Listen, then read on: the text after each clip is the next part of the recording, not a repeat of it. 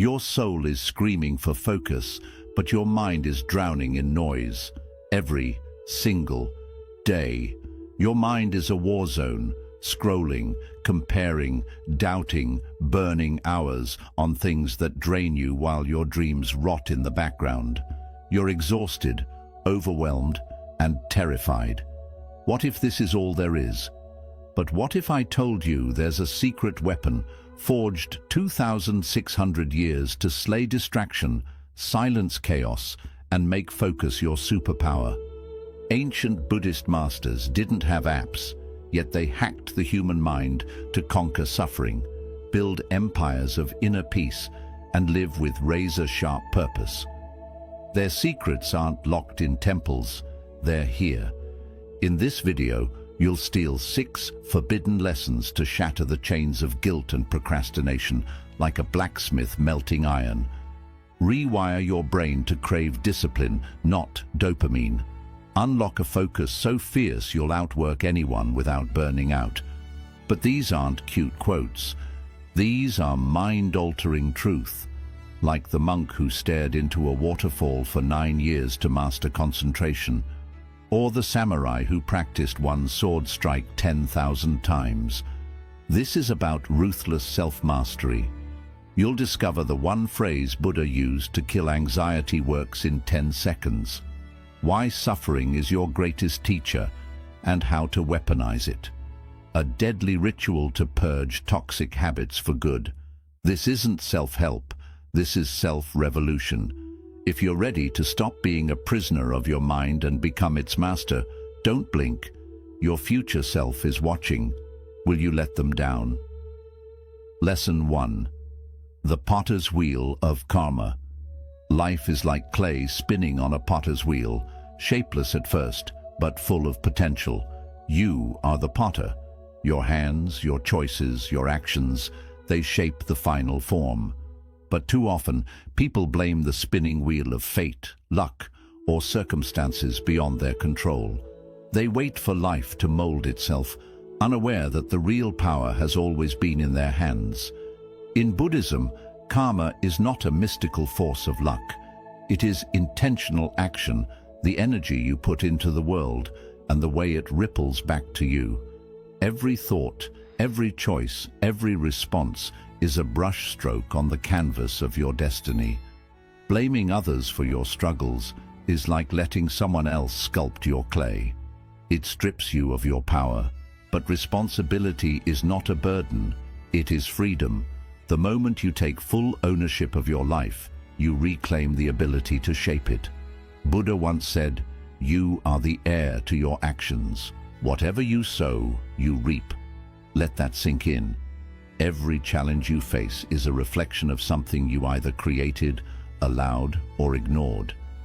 And this realization is not meant to shame you, it is meant to awaken you. Because if your past choices built today's reality, your present choices can build a new future. Imagine waking up every morning and declaring, "Today, I create my reality." How would that change the way you show up? Would you still let distractions pull you away from your goals? Would you still waste time waiting for someone else to fix things for you? And at night, before you sleep, ask yourself, what did I contribute to today's challenges? This practice isn't about guilt, it's about clarity. When you take radical ownership of your actions, you take radical control of your life. So ask yourself, what clay are you letting others mold for you? Are you shaping your life with intention, or are you allowing external forces, society, fear, opinions, to dictate its form? How different would your reality look if you owned 100% of your choices? The potter's wheel keeps spinning. The question is, will you take control and shape your life, or will you let the clay harden into something you never intended? 2. The bridge of right intention. Life is a bridge suspended over turbulent waters. On one side, uncertainty, regret, and stagnation. On the other, clarity, purpose, and fulfillment. The only way to cross is by laying down planks, each one a conscious goal, a step forward. But here's the truth. Most people never build their bridge. They stand at the edge, lost in vague wishes, waiting for direction to appear. But direction isn't found, it's created. Buddhism teaches the principle of right intention. It is the foundation of the Noble Eightfold Path, a guide to wise living. And at its core it says, clarity of purpose eliminates suffering. Think about that. Most pain in life doesn't come from failure. It comes from hesitation, from wandering without a map, from chasing what is not meant for you. The Buddha taught, a disciplined mind brings happiness. Because when your mind is undisciplined, your energy scatters. You chase distractions, compare yourself to others, and wonder why life feels directionless. But when your mind is focused, when you act with clear intention, you stop drifting and start building. Too many people set goals like fragile paper boats, vague, weak, easily sunk. They say, I want to be successful, but they never define what success means to them. They say, I want to be happy, but happiness isn't a destination. It's a result of how you live each day. This is why Buddhist wisdom urges specificity. Your goals must be the planks of your bridge, not just hopes, but solid steps forward. Instead of saying, I want to be healthier, declare, I am a person who nourishes my body and mind. Instead of saying, I want to start a business, affirm, I am a mindful entrepreneur, creating with purpose. When you write your goals as I am statements, you imprint them onto your subconscious. You don't just think about change, you become the change. Now ask yourself, is your bridge built on wishes or blueprints?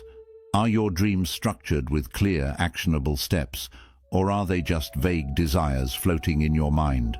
Because every day you hesitate, the bridge remains unfinished, and the waters of doubt rise higher. But here's the secret. The first plank is always the hardest.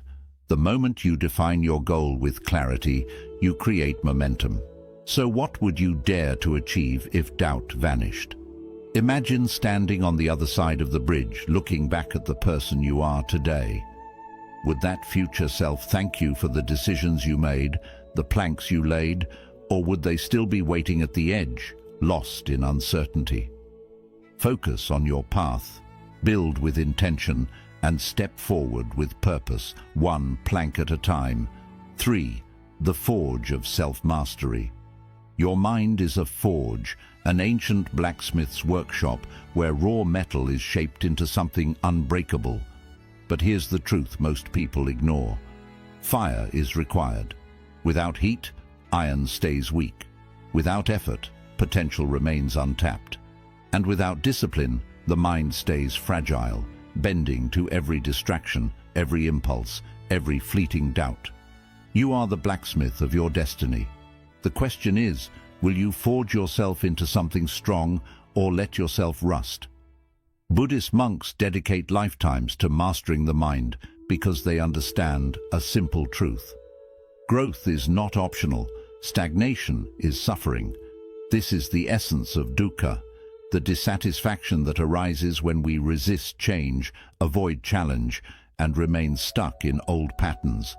And yet, so many people wait for life to improve while feeding their minds nothing but distractions. They upgrade their phones, their cars, their wardrobes, but never upgrade themselves. The Buddha once said, irrigators guide water, fletchers shape arrows, the wise master themselves. Think about that. Water doesn't find its way on its own. It is guided. Arrows don't fly true by accident. They are shaped. And the mind, it doesn't reach mastery through passive existence.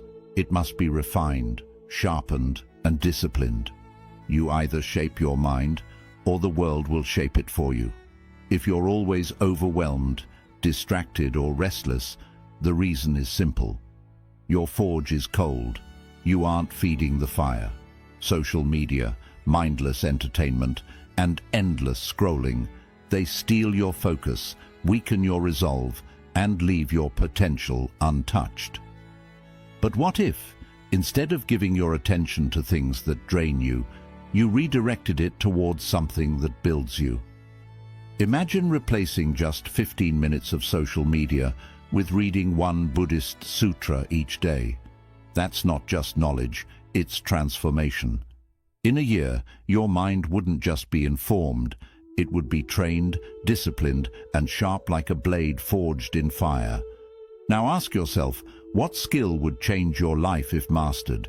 Is it resilience, focus, emotional discipline? Imagine the version of you who has conquered that skill. The clarity in their eyes, the steadiness in their heart. That version of you isn't a fantasy. They are waiting on the other side of discipline. And here's the question you need to answer today. What if your next upgrade wasn't your phone, but your mind? What if, instead of chasing temporary distractions, you invested in your self-mastery? The fire is waiting. The forge is ready. The question is, will you step into the heat? The archer's discipline. An archer does not hit the target by chance. They stand firm.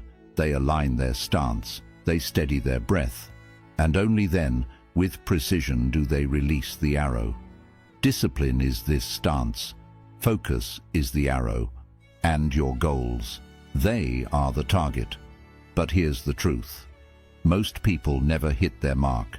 Not because they lack talent, not because they aren't capable, but because they never hold their stance long enough. They waver, they rush, they quit. Buddhism teaches the principle of ethical discipline. But discipline is not about restriction. It is about creating a framework strong enough to support your freedom. Imagine a river with no banks. It floods, directionless, destroying everything in its path. But when given structure, it flows with power, cutting through mountains. Your habits, your routines, your daily discipline, these are the banks that guide the river of your life. The Buddha once said, "Drop by drop, the water pot fills." Likewise, the wise accumulate goodness little by little. Think about that. Success, wisdom, focus. These are not built-in grand sweeping moments. They are the result of small, consistent actions, repeated until they become who you are. Yet, most people underestimate the power of tiny acts. They think 5 minutes of meditation too little to matter. They believe reading one page of wisdom daily won't change them. But just like a single drop of water seems insignificant, over time it fills the pot. Over time, it reshapes you. The mistake most people make is waiting for motivation. But motivation is like the wind, unreliable. Discipline is the archer's stance. It keeps you steady, even when the wind shifts. The secret? Attach new habits to existing routines. Don't just say, "I'll start meditating." Instead, link it to something you already do. Brush your teeth. Meditate for 5 minutes right after. Drink coffee. Write down 3 things you're grateful for before the first sip. When habits are anchored to something familiar, they become automatic. They become part of you. Now ask yourself, what daily arrow are you failing to release? What is the one small habit, the one drop of effort that could transform your life if repeated daily? Because no archer hits the target without practice, no river carves valleys without time, and no mind finds clarity without discipline. So, what's one habit that would revolutionize your year? Picture yourself a year from now, more focused, more disciplined, more in control. That version of you, they are built one drop at a time, one arrow at a time, one habit at a time. Will you take the shot? 5. The riverbank of equanimity. Life is a river, unpredictable and untamed. Some days the waters are calm, carrying you effortlessly forward. Other days they rage, pulling you under, dragging you into currents of stress, doubt, and frustration. Most people spend their lives fighting the current, exhausting themselves over things they cannot control. But true wisdom is not found in resisting the river. It is found in becoming the riverbank, steady, grounded, unshaken. Buddhism teaches equanimity, the art of balance. It is the ability to remain unmoved by external chaos because your foundation is within. This is where Buddhism meets Stoicism, where peace is not found in changing the world, but in anchoring yourself in what you control. The Buddha said, "Peace comes from within. Do not seek it without." Yet most people look for peace in all the wrong places.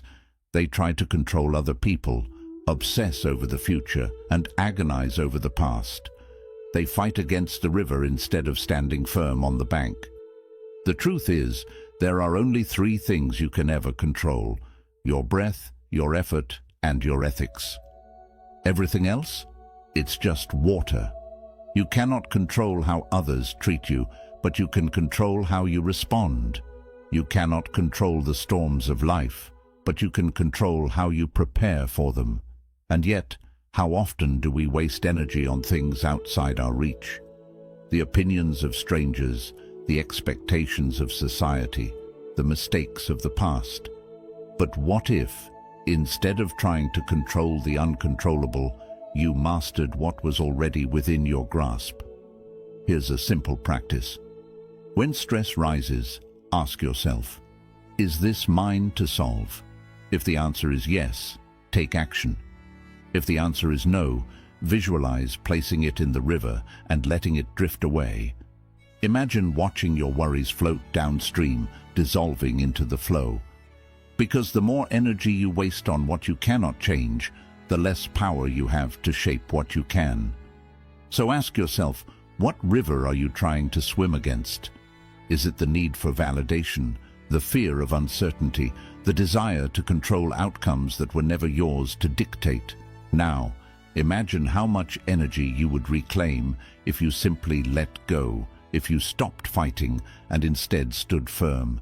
Because true focus is not just about where you direct your attention, it's about what you choose to release. The river will always move, the world will always change, but your power is not in stopping the current. It is in standing strong, grounded in what is truly yours. Will you keep struggling against the flow, or will you become the riverbank, steady, unshaken, and free? 6. The phoenix of right view fire destroys, but it also creates. The forests that burn are the same ones that grow back stronger.